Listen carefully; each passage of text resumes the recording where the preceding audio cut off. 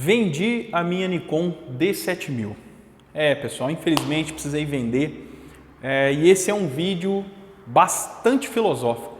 Faz tempo que eu não gravo esses vídeos, mas sobre reflexão, falando algumas verdades aqui no YouTube, tá? Vamos lá.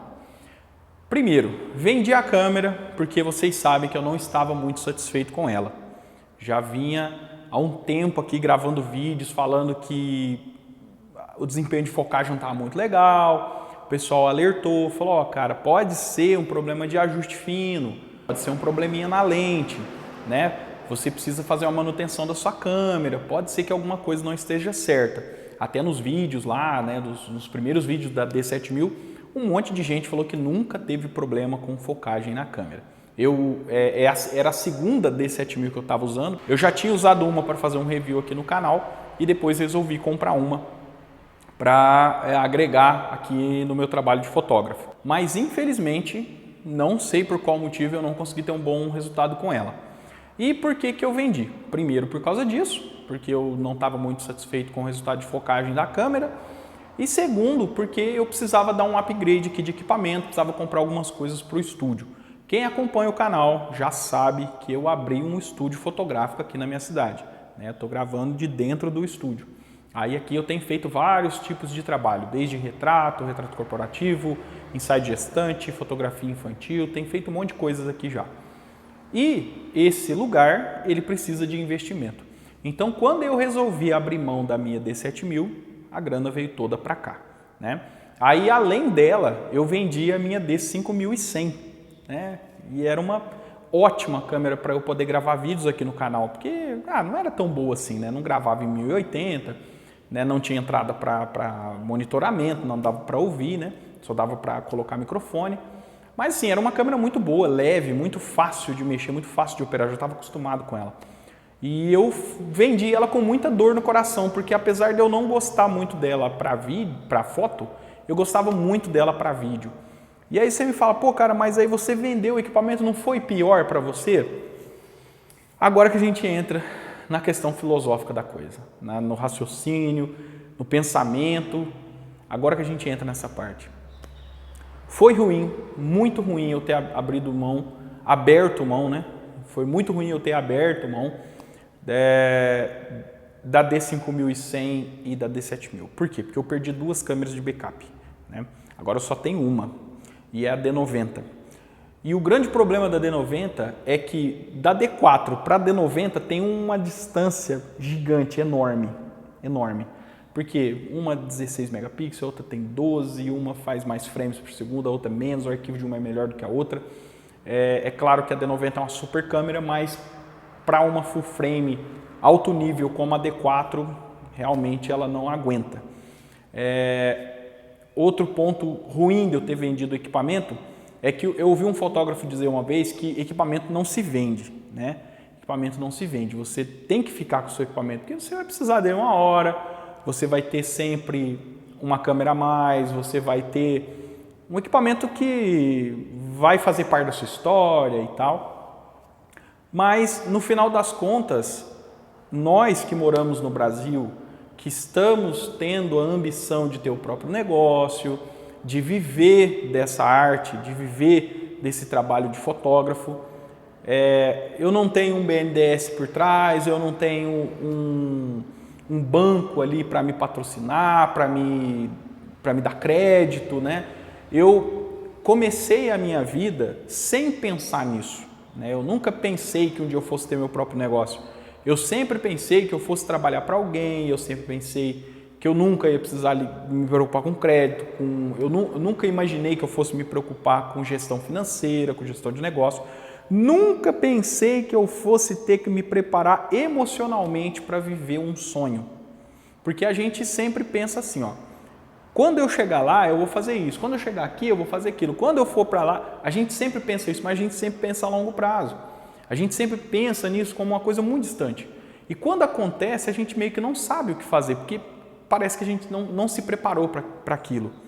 Então, quando eu falei, não, agora eu vou ter o meu próprio negócio, agora eu vou construir uma carreira, eu vou trabalhar com isso, eu fui fazendo as coisas dentro das minhas possibilidades. E a palavra que resume esse vídeo é renúncia. Eu precisei renunciar inúmeras coisas, fazer muita loucura para conseguir ter um equipamento básico, para conseguir ter o básico para ser um fotógrafo. Muita gente critica, vai falar, pô, cara, mas não, nesse momento que a gente está vivendo agora, câmeras com mais tecnologia, celulares com mais tecnologia, tudo hoje tem mais tecnologia.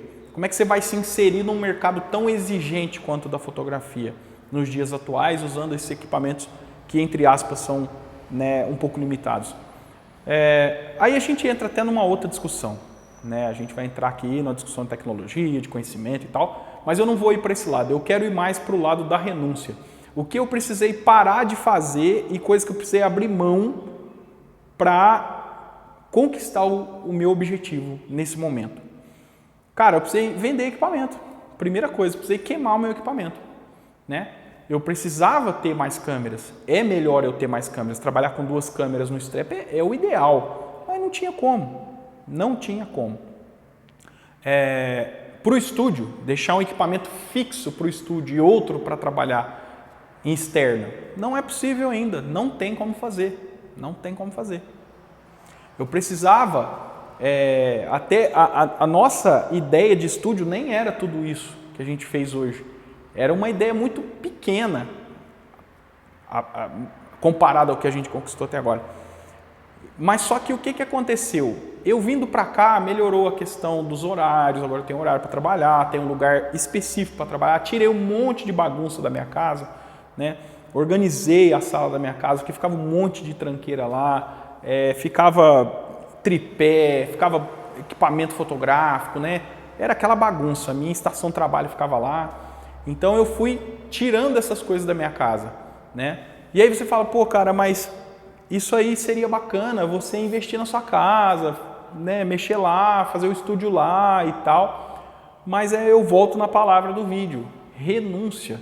Agora eu não posso fazer o que eu quero, eu tenho que fazer o que é possível. Eu tenho que fazer o que tem que ser feito, o que deve ser feito.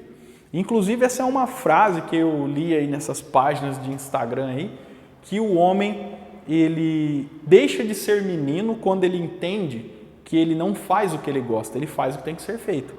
Primeiro a gente faz o que deve ser feito, para no futuro a gente fazer o que a gente quer, para a gente fazer o que a gente gosta.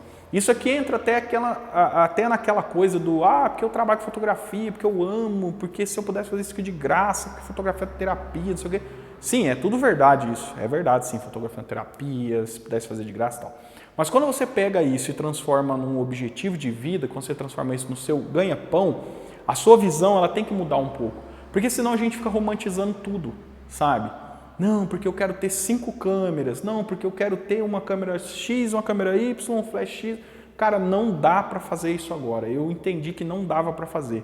Esses dias mesmo, eu pensando várias coisas aqui, que a gente tem uns projetos paralelos, umas coisas paralelas que eu gosto de fazer com a minha esposa e tal. E eu falei, pô, vou fazer desse jeito, vou fazer daquele jeito.